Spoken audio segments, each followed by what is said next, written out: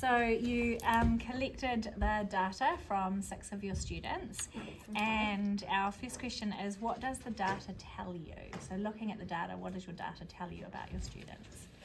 So the students that I chose to take the sample of were kids that didn't have these sounds that we were looking at, and what the data tells me is that all of them have made progress with their spelling, because all of them have got words that they've got incorrect, which they otherwise didn't.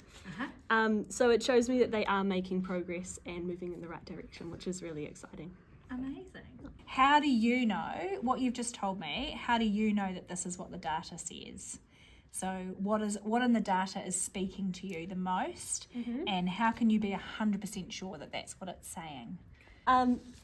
I know that the data is telling me that my students are making progress because I've done maybe like 2 or 3 words that have got that same sound in it. So I'm checking that they actually do have that sound pretty secure. What it is telling me is that there are some things that I do need to work on with my students. They are things that we have maybe not gone over. They might be earlier in the code, so I know that I need to have a little focus group and work on those things with them. Like the magic E on the end of words, quite a few of them have got it, but there are also a couple of my sample students who are just not getting that at all, so that's something to work on with them.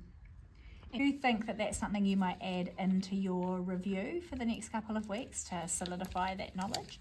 I definitely will add it into my review, and there are a few of my students who are still struggling with a couple of the sounds, like the O sound, which we were working on, but a lot of my other kids have got that sound already. So I think what I'm going to do is now set up a little target group and focus on those kids, so not have my whole class doing it every day during the week, but actually set up my target group and work on that, which is something I haven't done yet. So awesome. Yeah.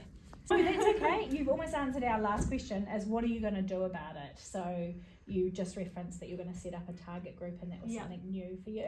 Yes.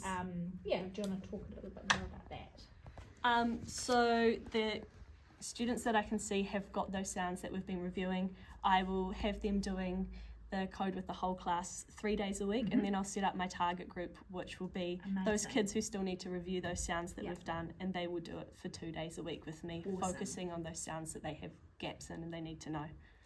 Amazing. Cool. Well done, Annie. Thanks.